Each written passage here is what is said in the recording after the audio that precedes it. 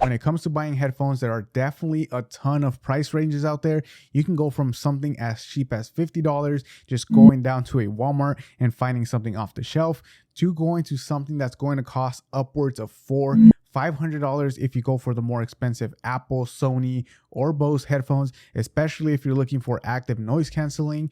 But luckily, there are some options that are going to be right in the middle, or sometimes even on the lower end, that are going to be great for active noise cancellation. And these right here are actually Anchor Soundcore's Space One headphones that are actually the first headphones that I've ever used from Soundcore. And after using them for a little bit, I do think that they're great headphones.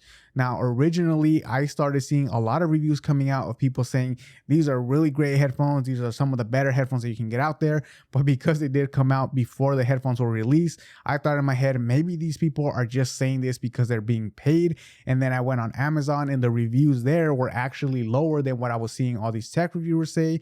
So I went out and bought some headphones for myself. And I can honestly say that these are indeed the best budget headphones you can get if you want active noise cancellation and you want great playback hour time. Now in the box, you do get the same thing you would get with any other headphones. You get the headphones themselves, you get a USB-C cord, you get the 3.5 to 3.5 cord, which is roughly 4 feet long. And then you do get a carrying case with it. Now I do like the carrying case. You can fit the headphones easily in there. You can fold up the headphones and throw them inside. And they do have this drawstring for you to close them.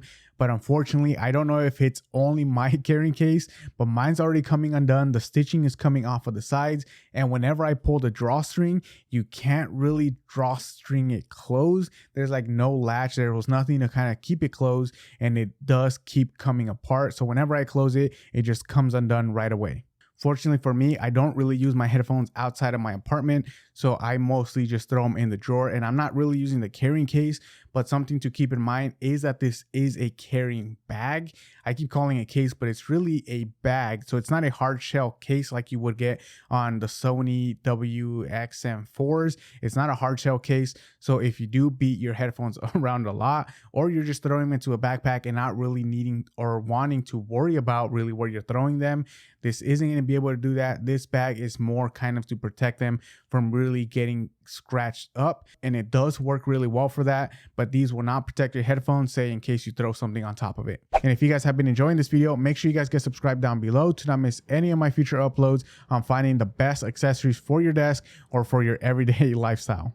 And moving on to the headphone design, the headphones honestly have a really nice design. The ear cups feel really nice, and they have this subtle hints of blue, at least for the black option. It's more of like the Apple Watch Midnight, where it is supposed to be black or a dark color, but it's not quite matte black or really glossy black. It does have this hint of blue in it, which reminds me of the Apple Watch Midnight. And you also do get two other color options. You do get a blue, which is a really light blue, as well as going what they call white, which again, going back to the Apple reference, I think it looks more of a rose gold or really starlight. It doesn't look quite white. It does look like it has a hint of that yellow color. But when it comes to the headband, honestly, they feel nice and lightweight. I do use them to work out and to listen to music just while I'm working, and they do feel nice. Whenever I am working though, it does tend to get a little bit warm, but honestly, I'm also getting that same feeling from the XM4s from Sony. So I think that's just more of a me thing, but it is something to keep in mind if you use other over-the-ear headphones and you're hoping that these don't kind of make your head hot, or really they don't heat up. These still have the same thing. And then the band as well is really flexible, which makes me think it's going to be more durable. These will fit really, really large heads in case you have a really large head, but also whenever you throw it into your backpack, that flexibility is going to allow you to kind of throw things on top of it, and they will bend or flex rather than snapping in half, which is a great feature in case you're someone that just likes to be rough with your headphones. You like to throw them in your backpack, throw them in a go bag, in a gym bag, wherever you're doing that. These can withstand a lot just based off the flexibility. And something that these headphones have that some of the more expensive headphones like the Apple AirPods Max don't have is that they do fold up into a really tiny package, meaning that you can still take them to work or to the gym or wherever and fold them up, and they'll take a little bit less space in your bag, which is nicer because having them opened up does make it more difficult to kind of fit them anywhere. And as for the branding of these headphones, they do have a giant Soundcore logo on each side of the ear cuffs. But honestly, I'm used to brands doing this, so I don't really mind it. And there is other little small branding along the ear cuff itself. And then there also is this kind of slight texture right where the ear cuff meets kind of the pad. And I really like the way this looks. It kind of gives it a little bit extra design difference and adds a little bit of texture. And lastly, for whenever you take the headphones in and out, kind of extending them, one thing I did notice from these is that sometimes it does retract by itself. Usually whenever you're kind of adjusting them, you will have that issue. I think it's really because the spring or whatever they're using in there is very lightweight. So whenever you push on it with the other side, it does tend to retract. But whenever you have it on your head, whenever you're moving around, it won't retract by itself. It's really only when you're adjusting it. So it is a minor issue, but it is something to keep in mind as well. And when it comes to the connectivity, you still get those same features that you would on more premium headphones. You still get the wired version. Like I said, there was a wire that came in the box, so you can still use it wired if you still have a 3.5 millimeter headphone jack on your device. Or you can go the Bluetooth route. You still can connect it to multiple devices. The only feature that these headphones don't have is what you will see from something like Sony or from Apple, where you kind of get that multiple device jump where you're listening on one device and then you start playing something on a different device and it pauses on one, starts playing on the other. These don't have that, but because it does have multiple device support, what you can actually do is just pause it yourself manually on one device and then start playing the audio on the second device, and it will actually change by itself, which honestly, I mean, it's kind of similar. It just doesn't do it automatically. I personally, with the automatic one, sometimes had issues where if I wanted to keep playing a video on one end and then still like scroll through reels or something on my phone while my computer's playing and it automatically switched, that kind of bugged me. Sometimes it works a little too well. So I do like having that manual option on these. And when it comes to the ANC, it does work okay. I would say it's similar to anything within its price range, including those Sony CH720Ns, which are a little bit more expensive. These are right on par with those in terms of active noise cancellation. But for listening experience, the Sony is going to have that Sony profile, and these have that typical Soundcore profile, which honestly, like I said, this is my first pair of Soundcore headphones, and I honestly really like it. They won't actually get too far up in the bass. So if you're someone that really likes listening to bass heavy music, whether you like hip hop or you like anything with the bass guitar, this won't really play that really well, but it still sounds very even throughout. And back to the manual or auto pause, these headphones actually do not auto pause for me. I take them off my head and they still keep playing the video, which again could be a feature that you really want on a headphone, or you don't mind kind of manually having to do that. Again, I personally don't really mind, so I still am using these headphones like that, even though they don't have that feature.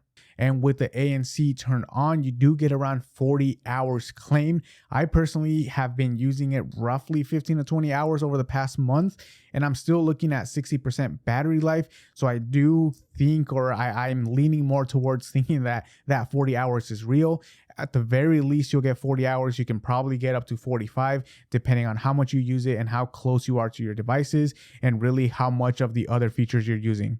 And when it comes to the Bluetooth range, I honestly haven't really been listening to them too far away from my device, but I can be kind of playing something on my MacBook while going to the other side of the apartment, and they still play really well. So I don't think Bluetooth range is really going to be much of a hassle, unless you're kind of playing something on one side of the gym and then you walk over to the water fountain while you leave your stuff on one side.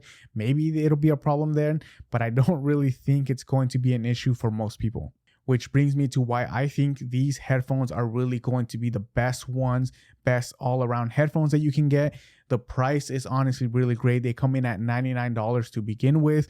And with all of the holidays and all of the sales coming up, I can guarantee these are going to go lower, possibly around $80. So make sure you guys check the description for all of the links so you guys can check out the latest price. But these headphones are really going to be great. They come around, like I said, around $100. They have a lot of the features that you would get for more expensive headphones. You do get pretty good ANC. You get pretty good battery life, the Bluetooth connections. You do still get multiple device support in case you want to stop listening on one and move to the other one, except it's manual, but it's still pretty great. And then you also get pretty good sound quality. I didn't think that these sounded kind of cheap, you know, like when you go to Walmart and you do pick something off the shelf for $50, or sometimes even $10, $15. The sound quality there isn't that great, but with these headphones, it does sound on par with everything else in its price range. And like, again, unless you really don't like the color options available, I really think these are the best headphones you can get for the price. I will mention again though that the bass on these headphones isn't really that great. I have kind of turned it up all the way in the app and it still isn't on par with anything from like Sony. But if you're okay with just having really great sound quality overall, don't really care about the bass being all the way up and shaking your brain, then I think these are great headphones. I'm using them daily. I've actually now sold all of my Sony headphones, and these are my daily headphones that I'm using all the time. But that is all I have for you guys today. Thank you guys for watching. Click here to watch another one of my videos, and I will catch you guys in the next one.